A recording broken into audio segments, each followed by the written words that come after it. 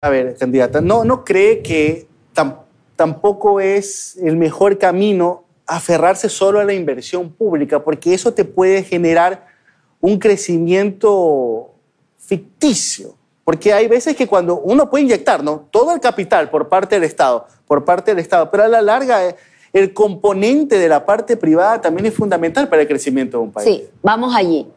Hay que trabajar con la industria, con la empresa privada, que son generadores de empleo. Pero lamentablemente en este tiempo nuestras pequeñas y medianas industrias han dejado de producir, hemos dejado de exportar. Hay que empujar también créditos productivos, bajas tasas de interés. Dinamiza todo esto la economía y empieza poco a poco a generar riqueza para todos. Y ojo, que la inversión pública de la que estoy hablando es una inversión necesaria. Las carreteras las tiene que mantener el Estado. Y eso lo vamos a hacer. Eso genera encadenamientos productivos, reactiva la economía. Las cárceles, hay que dar atención. Las VCs, las UPCs están destrozadas. Les están pidiendo colchones a los gobiernos autónomos, a los vecinos. En esa situación tienen a la policía. Todo esto es inversión pública de calidad, responsable. El contratar médicos y maestros no es un exceso de gasto público, no es innecesario. Pero ojo, que el señor Lazo lo contaba como parte de la inversión, pues los sueldos de los profesores. Ahora lo pone como inversión. Y nosotros dijimos, eso es inversión en la vida. Hace falta médicos. Nos pasa que la gente va a ser atendida en un hospital público y le dicen, vengan 15 días, no, aquí no se puede, porque despidieron al personal de salud. Solo hasta el 2021 habían despedido 6,000 personas del personal de salud que lo necesitan los hospitales. Nosotros construimos 52 hospitales entre nuevos y repotenciados, 116 centros de salud nuevos y equipados. Y hoy esos hospitales están atendiendo a un mínimo de su capacidad.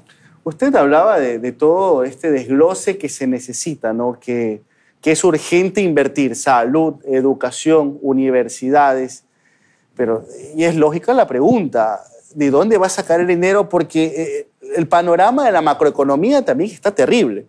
Aquí tengo los datos también. Este 2023, solamente este 2023, se van a necesitar 9,000 millones de dólares para cubrir lo más urgente en este país. Aparte, actualmente la deuda pública del Ecuador, por lo menos hasta marzo, estaba por los 73,000 millones de dólares, es decir, el 65% del PIB. El próximo año se vienen pagos de deuda externa duros, lo mismo que el 2025, durísimo. En estos momentos, con las completas, se está pagando los sueldos en el sector público, por más que no lo quiera decir el gobierno, pero con las completas están pagando los sueldos. Va a recibir ese escenario. Está bien, uno quiere invertir en el sector social, en la construcción de carreteras, construcción de hospitales, de escuelas, pero ¿de dónde va a sacar la plata? ¿De dónde va a sacar la plata? Primero, hay reservas internacionales que están guardadas en un banco en Suiza en lugar de estar aquí, funcionando para dinamizar la economía, funcionando para el crédito productivo, para la salud, para la educación de nuestras familias. Y hay algo que no puedo dejar de hablar. Dijeron que Correa podía hacer obras porque tenía alto precio del petróleo. Este gobierno ha tenido alto precio del petróleo. ¿Qué está haciendo con nuestros recursos? Ellos han recibido el dinero que se ahorran de la importación de combustibles para generar energía porque tenemos hidroeléctricas, se vende energía. ¿Dónde están esos recursos? Quitaron los subsidios a los combustibles. ¿Dónde están esos recursos que se ahorra el Estado? Y hablamos de que tiene un 65% de deuda en porcentaje de PIB. No estoy escuchando a Teleamazonas, a Ecoavisa, de decir exceso de deuda. Es uno de los países más endeudados del mundo. Así pintaban a la Revolución Ciudadana. Y jamás pasamos del 40% de deuda en porcentaje del PIB.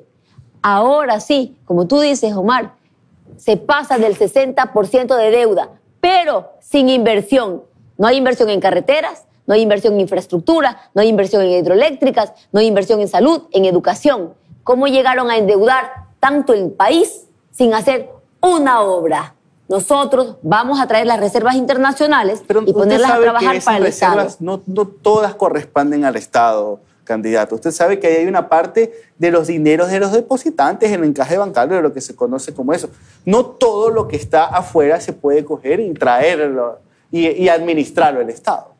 Mire, el negocio de la banca se entiende que es prestar el dinero. ¿Dónde está ese dinero? ¿Qué hace afuera el dinero? El dinero debe estar aquí, para créditos productivos, para reactivar la economía, para las empresas, para la industria que necesita esos créditos, que necesita el sector pesquero, que da miles de trabajos en el Ecuador, el sector camaronero, a los cuales les han afectado, quitándole el subsidio del combustible, del diésel. Todos ellos necesitan también crédito productivo. Ese dinero, la banca, tiene que darlo, pues, en créditos productivos. Perfecto, bueno. Eso le va a provocar bastante picazón a muchos de los economistas que justamente en los canales donde usted acaba de decir, ellos han dicho, no, esa plata es intocable porque no le corresponde al Estado, o al menos una parte, una pequeña parte de esos fondos le corresponden al Estado. Entonces, como tal, más o menos 1.000 millones, cerca de 1.000 millones le corresponderían al Estado. Y ojo, no solamente al central, sino a los gobiernos autónomos descentralizados. ¿Qué economistas? Economistas que jamás en su vida han administrado un Estado, un país, una cartera de Estado. Economistas de papel, con todo respeto. Una cosa es escribir un libro, una cosa es sentarte y decir tu creencia, lo que tú piensas, tu criterio. Otra cosa es gestionar el Estado. Otra cosa es sacar 2 millones de personas de la pobreza, que lo hicimos en el gobierno de la Revolución Ciudadana. Y he dicho, mi principal asesor, hablando de economistas, es el presidente Rafael Correa, quien sí sabe administrar los fondos públicos. Ahora, candidata, ¿cuál es su posición con respecto a los TLCs y a las concesiones de ciertos proyectos o por ejemplo, concesiones de vías? El tema de las zonas francas. ¿Qué postura tiene eso, esa unión que puede haber entre el sector privado y el sector público? Nosotros hicimos la ley de las alianzas públicas-privadas. Si tenemos que hacerlas, las vamos a hacer de forma responsable, sin afectar al Estado ecuatoriano, sin el entreguismo que hubo cuando entregabas las concesiones petroleras, 80% para la petrolera, 20% para el Estado. En esas condiciones jamás, pero sí hay que trabajar con las alianzas público-privadas para desarrollar el Estado. Lo de las carreteras habrá que revisar si se puede, si no es factible, si las condiciones de la ciudadanía, de la población, está como para pagar un peaje o no. Y por otra parte, hay que revisar en todo el tema económico en dónde puede actuar el Estado y en dónde puede actuar la empresa privada. Perfecto. Para ir cerrando el círculo de la parte económica, este 20 de agosto que vamos a las urnas, además de asambleístas, además del binomio presidencial, también vamos a tener una consulta popular sobre el Yasuní. Ojo, es un bloque del Yasuní lo que se va a consultar si las personas quieren o no que se mantenga la explotación del petróleo. ¿Qué postura tiene Luisa González con respecto a la explotación del Yasuní? Y le adelanto la otra pregunta. En el caso de que gane el sí, es decir, que la mayoría de los ecuatorianos quiere o decide que el petróleo se quede bajo el suelo, ¿cómo va a suplir esos montos que se reciben? Que, ojo, hay una gran discusión, ¿no? Unos dicen que son 1.200 millones de dólares al año, otros dicen que apenas son 150 millones de dólares al año, pero plata es plata. ¿Cómo haría Luisa González en el caso de que gane el sí, o sea, que se mantenga el petróleo bajo el suelo, para poder suplir esos montos, esos dineros? La Revolución Ciudadana hemos sido los primeros en defender la naturaleza. La Constitución de la Revolución Ciudadana del 2008 le dio derechos a la naturaleza y somos los pioneros en esto a nivel mundial. En cuanto al Yasuní, a la explotación en el ITT, es importante informarles a ustedes que ya se está extrayendo el petróleo, que no es que esta consulta va a marcar un antes y un después de si empiezan o no a extraer petróleo. Ya se está extrayendo. Y ojo, para quitar toda esa inversión que se ha hecho, todas las plataformas de extracción, por lo menos va a tardar 3 años. La Corte Constitucional ha dicho que en 1 año deben salir. Técnicamente es imposible. Hay 1.200 millones de dólares que está aportando al Estado la extracción de ese crudo, que es solo extracción y transportación. Las comunidades del sector han dicho que quieren que se siga extrayendo el crudo. Las autoridades del sector han dicho exactamente lo mismo. Hay otras personas que piensan distinto, muy respetable, pero yo sí les diría, si se está proponiendo que el Estado ecuatoriano deje de recibir 1.200 millones de dólares para salud, para educación, para medicinas, para becas, para seguridad, también deberían ser responsables en proponer cómo vamos a compensar esos 1.200 millones. O que el presidente Guillermo Lasso busque que las grandes potencias, que son las que contaminan el mundo, den un fideicomiso donde compensen al Ecuador por dejar ese crudo bajo tierra, que compensen los 1.200 millones de dólares anuales que dejaríamos de percibir. Más o menos usted me está diciendo que está a favor de que se siga explotando el Yasuní. La gente va a ser libre de votar como mejor lo analice. ¿Como binomio tendrá una postura oficial?